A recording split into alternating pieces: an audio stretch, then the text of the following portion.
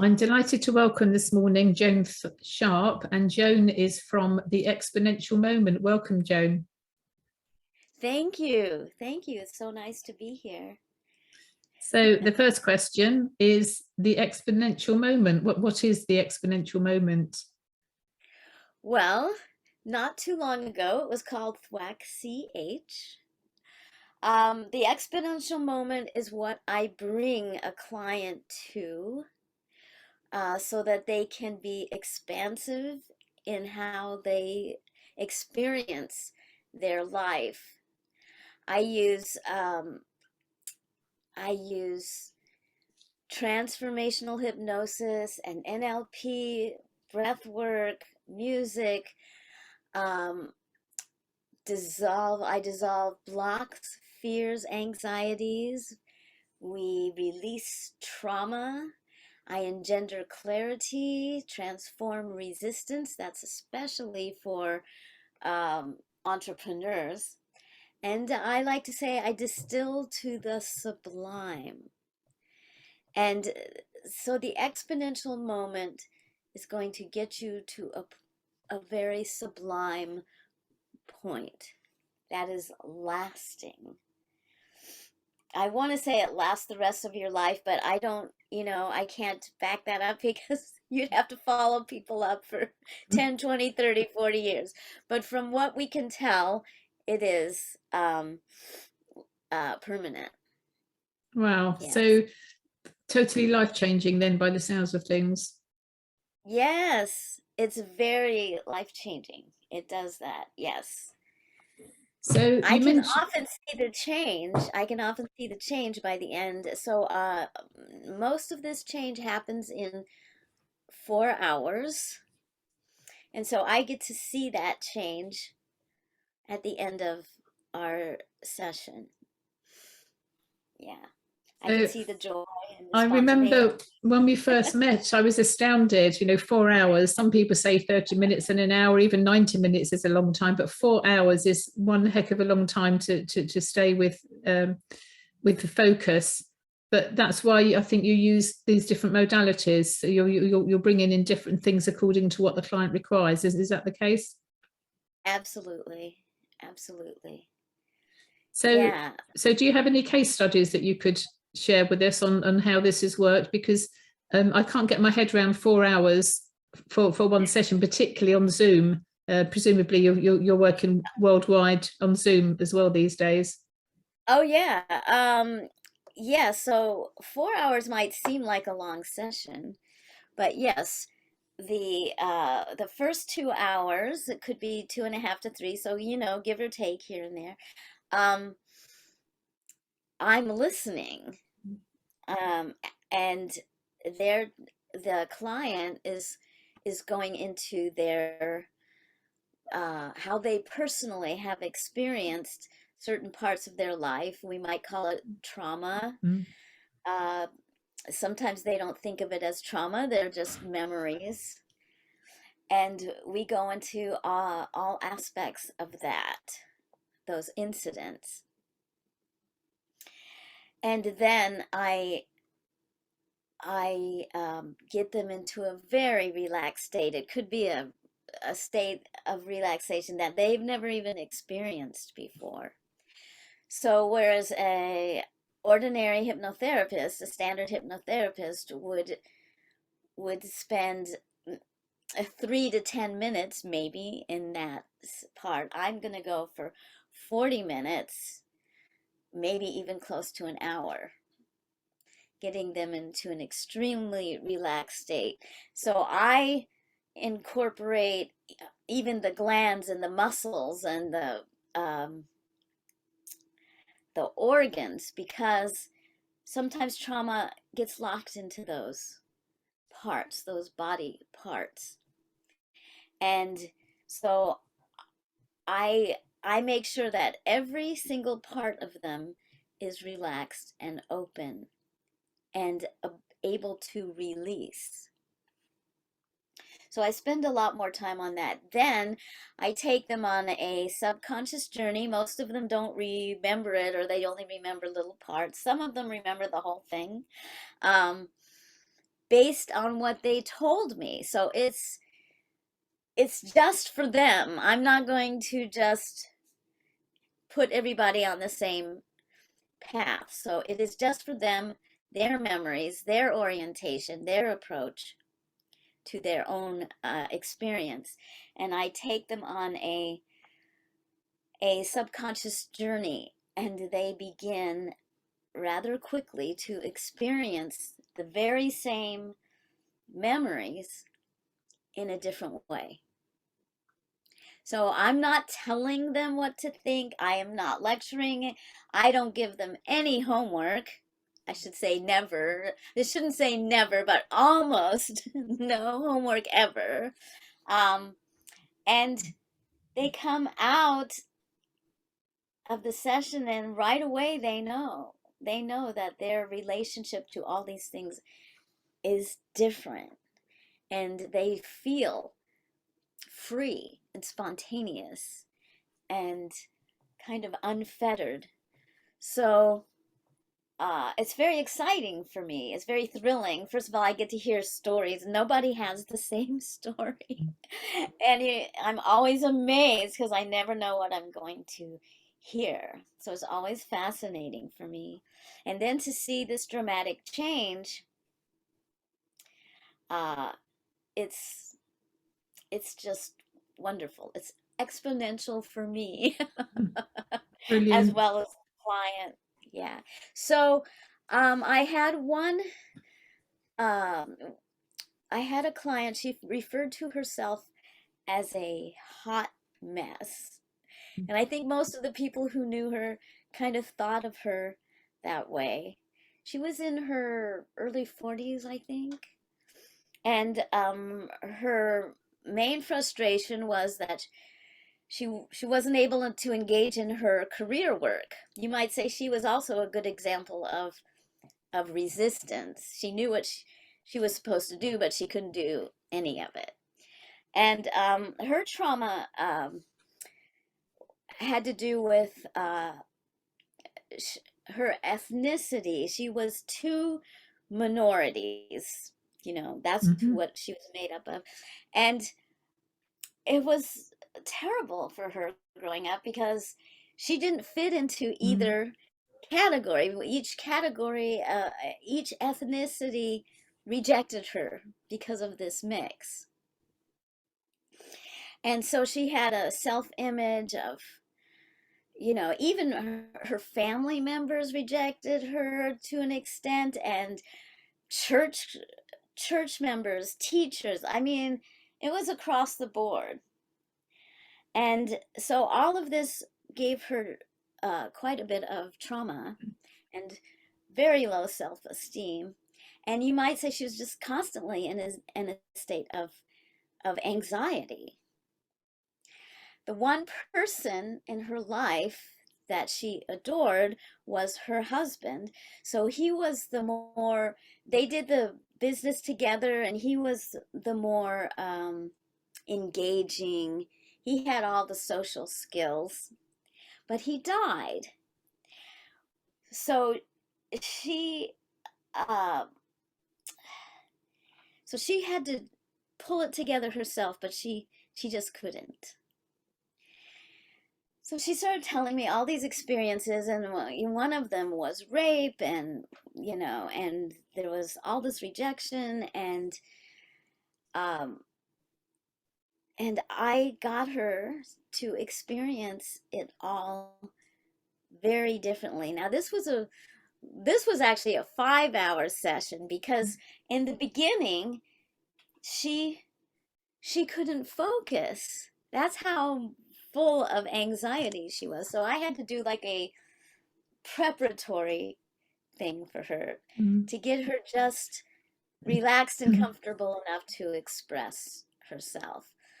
And by the end, she was clearly like a different person. She was smiling. She was at ease. She wanted to engage. She wanted to figure out what I did, She wasn't expecting anything. And in fact, that was another thing she kept saying: I won't hold it against you. This is not going to work. I'm not going to hold it against you. We're just going to go through this. And she ended up like not even wanting to leave. She wanted to talk to me about everything, and she wanted to know more details about how did that work? What did you do? What did you do? So it was quite exciting. So should I tell you about just a couple more, or do you have questions Yeah, after no, that? that's fascinating. It's I was going to ask you, do people need to believe in what you do? But clearly not, because you've answered that question already. But I Joan, was confronted with that. Yes, I was confronted with that recently, and I got a little offended because I said, no, most of the people who come to me are laughing. They don't think it's going to work at all. They've already tried the things that they thought were going to work, yes, and yeah. they didn't work. Yeah. So how do you protect yourself, Joan? I mean, it must be exhausting for you to do all this, although I know a lot of therapists I speak to, they get invigorated through the help that they're giving. So how does that work with you in terms of your protection? And you're hearing all these, sad stories and so on. I'm okay with the sad stories. 4 hours, or give or take, like I say, give or take an hour or so. Um, that can get exhausting. Yes, I can't do much more than one a day. I might be able to do two, but then I wouldn't put two very intense people back to back. Um, so yeah, it can be exhausting. So, but as far as the trauma and stuff, I don't catch it. I don't catch it like a disease. So I don't have to protect myself in that way. But yes, most of the time I don't want to do more than one in a day. Yeah. That makes sense. So you build in plenty of me time. You have me Oh time, yes. time for you, me time. Oh yes. I think that's really important. You have to kind of bounce back to an equilibrium. Most of the time, I'm sort of oh, that was great, and I'm dancing on air, but at the same time, I'm not ready to like, let's do another one. Yes, yeah, absolutely. Maybe. It's like you've just run a marathon. You're not going to run another one straight away, but you feel really good after it. Well, so I'm told. I've walked a marathon, but I Exactly. haven't run a marathon. I've walked a marathon. You mentioned earlier on, Joan, you mentioned resistance, and linked that with entrepreneurs. People know what they want to do. They just can't seem to do it somehow. But what type of resistance are you referring to, specifically Oh with my gosh. entrepreneurs? Well, those are people that get really frustrated with themselves and they say, I know what I'm supposed to do. They have goals. Entrepreneurs generally have goals. And often they're not meeting those goals because they know what they're supposed to do and they don't do it. So we go into again what I guess you'd call it the interview section where I'm listening. I'm very actively listening, and I ask questions um, that um, make them comfortable and bring up a lot of stuff that they may not even have thought about. So I have to be very intuitive when I'm asking these questions. They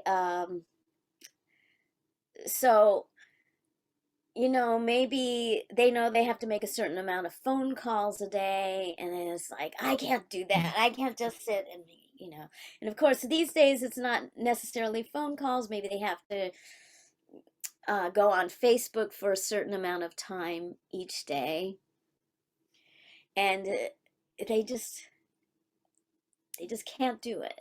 And they just get angry at themselves. Mm. What's wrong with me? I know that I could make double this money if I just do blah, blah, blah, or blah, blah, blah. Um, so we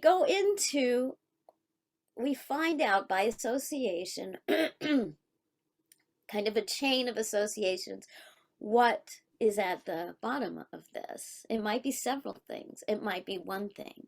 And often it's just a feeling. Sometimes we can reduce it to a feeling. And and I can get them past this feeling. So this feeling is not stuck with the event or um, the job that they're trying to do. I like to use the word dissolve. It's like it dissolves because I don't remove um, memories or I mean that would be a disaster. And I know some hypnotherapists, that's what, oh, but let's just get rid of that. Well, Mm. you certainly don't want to do that because that's who they are. Mm. You just don't Yeah. want that thing controlling them. So we find what it is, and it's often a very emotional part of the session where they never really associated one thing with another. Mm. Oh, that's why I don't want to make the phone calls, and and so you find out what it is, how they experienced it, what are the feelings, and then I I get them into a very, very relaxed state, and again, I spend a lot of time with that part as well. Relatively speaking, I might spend a whole hour, probably at least 40 minutes on that part. And then, based on what they told me, I take them on a subconscious journey. Now, I don't take, a lot of thought goes into this subconscious journey. It's like I invent things. By invent things, I mean I invent machines maybe that never existed, and I take them on a, sometimes I'll take them through a process with a machine that doesn't exist in real time, and I associate them with a one of their happier memories, or somebody in their life who was one person that they adored, or one person they could trust, or one person, a mentor, especially with entrepreneurs. Sometimes it's a mentor. Sometimes that mentor turns out to be a hero on this journey that I'm taking them on. So, you know, the journeys are somewhat unpredictable, and I put a lot of thought and creativity into what are they going to accept, what is going to clear the whole thing out, not clear it out, but dissolve it, and um, and that they're going to settle. It's going to settle in there with no conflict. It Yeah. sounds, the whole thing sounds really fascinating. And you weren't always called the Exponential Moment. You had another name before. Talk us through why you changed your name, but also how you got to do what you're doing, Joan. Well, I loved Thwack CH and was very stubborn about that name because I would say I didn't want to sound like other therapists. I didn't want it to sound, um, oh, you know, like I'm not really going to change you. I wanted it to sound like I am going to change you. And the word thwack came to my mind because that's like the Batman word, you know, it's like ding, something. So I would say something collides with your mind and you are never quite the same. And then CH, it's done with consciousness and heart. Ah. So I have an associate who's this brilliant, brilliant branding person, and he said, you know, starting a few years ago, I'm going to reduce it to basically what he was saying is everything is wrong with your business. That's a bad name. Nobody can say it. Nobody can spell it. Nobody's going to remember it. And I said, no, and who cares about something collides with your mind? Doesn't that sound a little dangerous? And I said, I want the people to come who are a little ready to take a bit of a risk, you know.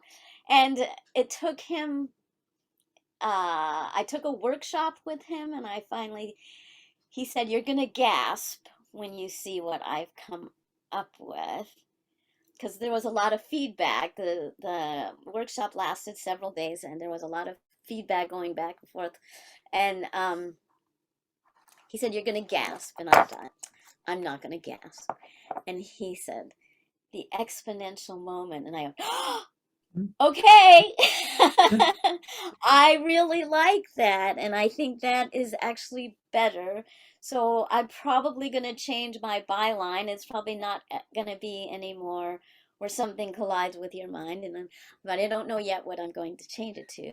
But I love that. Something collides with your mind. That creates a picture. I think that's very, very good. The new name with the old tagline, I think, is a good combination in my humble oh, view. okay.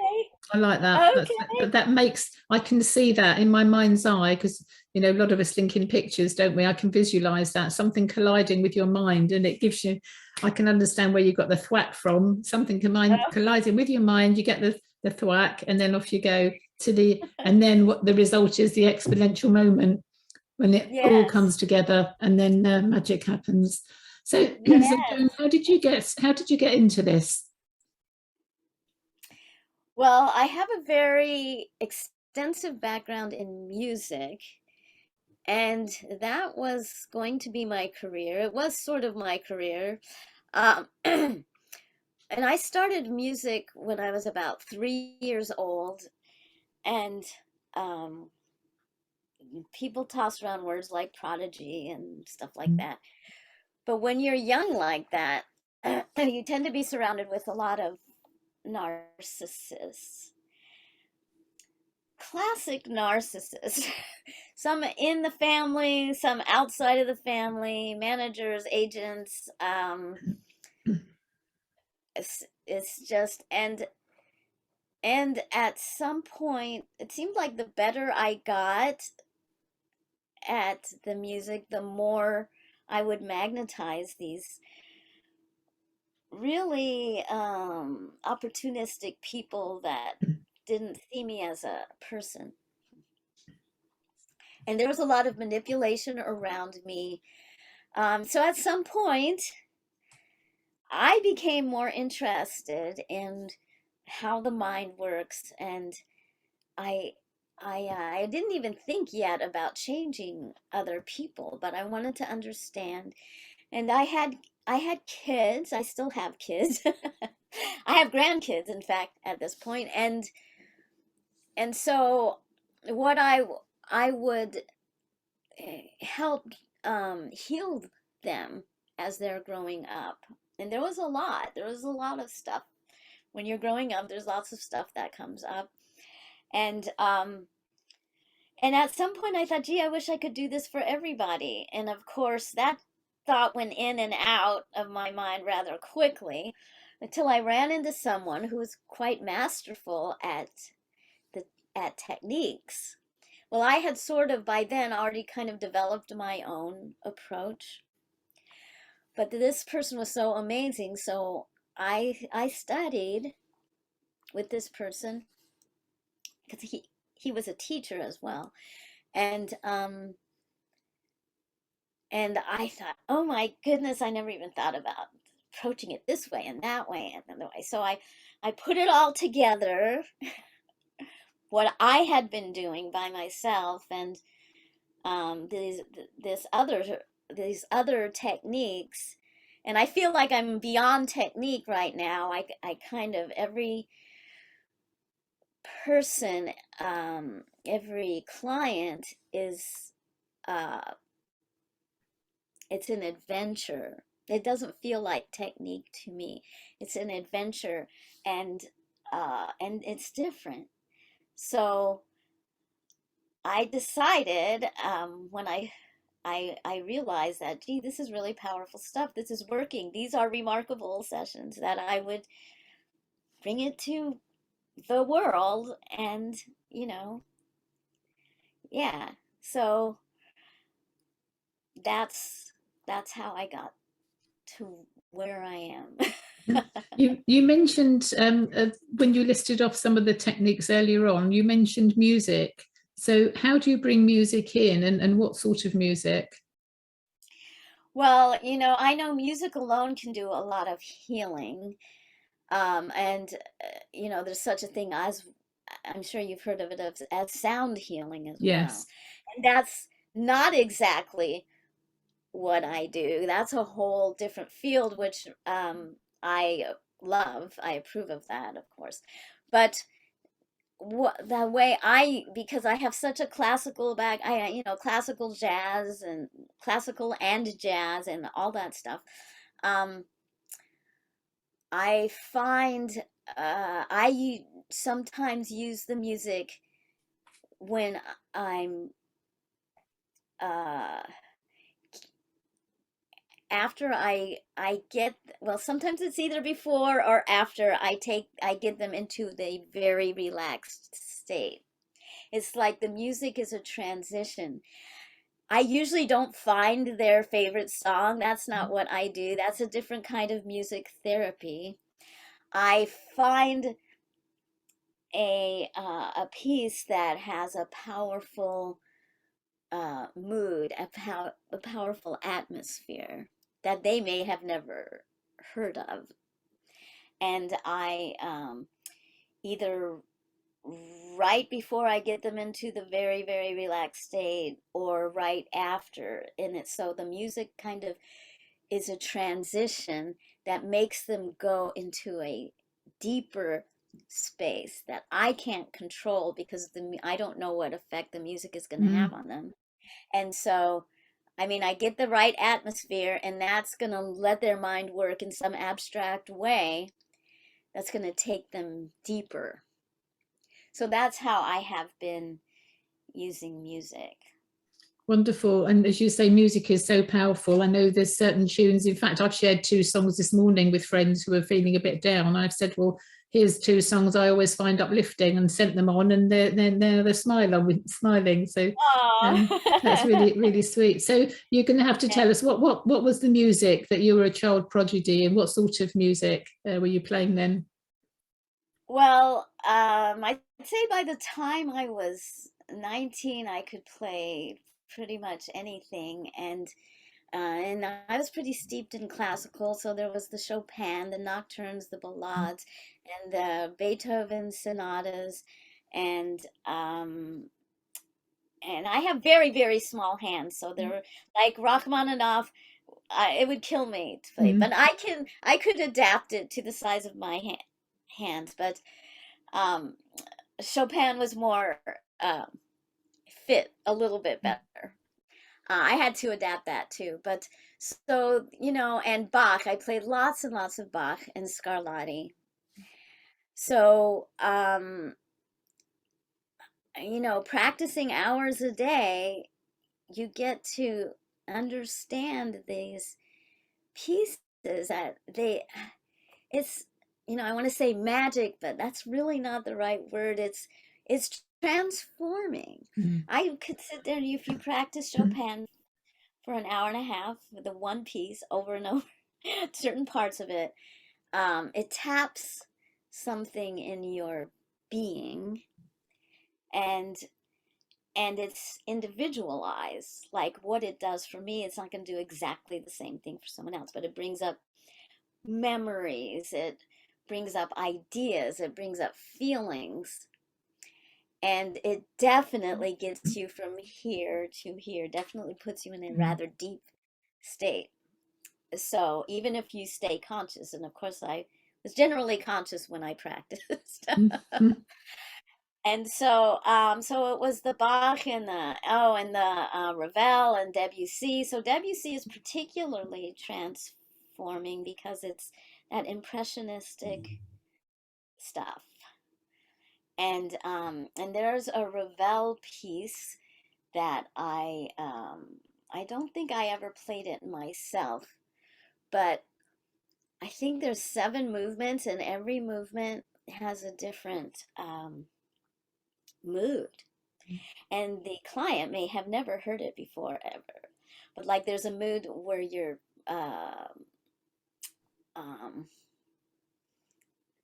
you're you're turning into something. I mean, it works if I want them to turn into something a little different. There's a really excellent movement for that. There's another movement where it's so soothing, and you want them to settle and feel peaceful. So you don't necessarily play the whole thing. You might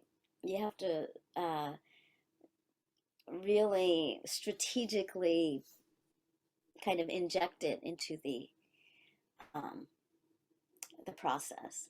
Oh, and I want to say that I do give the option for people who don't want to sit for 4 hours. We can split that in half. So the talking portion would be the first half, and then a short time later, maybe the next day or within the next 3 days, then we do the work, what I call the work. Mm. So, you know, so yeah. Sounds absolutely fascinating, Joan. Absolutely fascinating indeed. And I've got a much better understanding now of what you do and how you do. But as you say, each client has their own challenges and resistances and so on. And the way I kind of sort of piece things like this together is you're able to look at things with almost with a dissociation.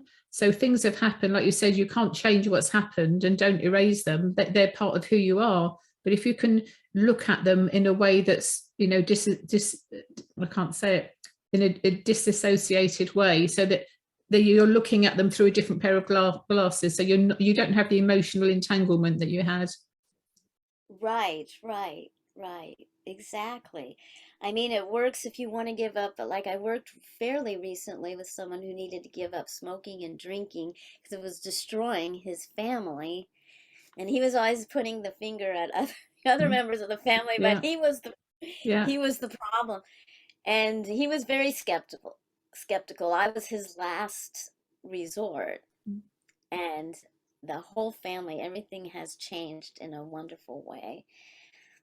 So there's habits, there's um some people want to lose weight. A lot of people want to lose weight, and this generally the same 4 hour thing works. Now, one last, I don't know how much time we have, We but need to wrap up shortly. okay, so this will be quick. So over 90%, that 4 hours is all, it's everything. I do have a part two for those who want it, and they generally will tell me if they want it. And it's there's some similarities, but it is a different approach, and that again, that starts with questions, but they're a formalized set of questions that the person answers in there. That process takes another 2 hours, and um, a lot of answers are revealed to the person, to the client, when they're answering these questions. Um, and then I take them on a different kind of a journey. It's still based on strictly them, but they're not in such a deep state. They're more in an in-between state. So it's more of a conscious process. So that's that's it. So there's part one, which is generally enough, and then there's part two for those occasional people who say, I want a little more. It's like, okay. Wonderful. It's glad that you're there, Joan, for people who need your help, particularly those. It's a shame people try everywhere, and well, it's always the last place we try, isn't it? It's where we find our keys. We've looked everywhere else, and we find our keys right where we put them in the first place. So there we go. So how can people get hold of you, Joan? Okay, so I do have a phone number. My business phone number is 424-414-9977. And they can also go to my website, which is still called Thwack, CH, and that's THWACKCH.com. Wonderful. And So what's the on country? there, there's a lot of, yeah, I'm sorry. What's the country code, Joan? I'm in the United States, so I guess it's +1, I think. If I got that right. Okay. Yeah, +1 or 001, I guess. Yeah, wonderful. Yeah. Okay. Thank you so Yeah. much for your time today. So Joan Sharp from the Exponential Moment. Good luck with your name change. That's wonderful. Really good. Thank you. Thank you so much, Elaine. This was wonderful. I so appreciate it. I'm planning on visiting the Excellent Entrepreneurs, I think it's called.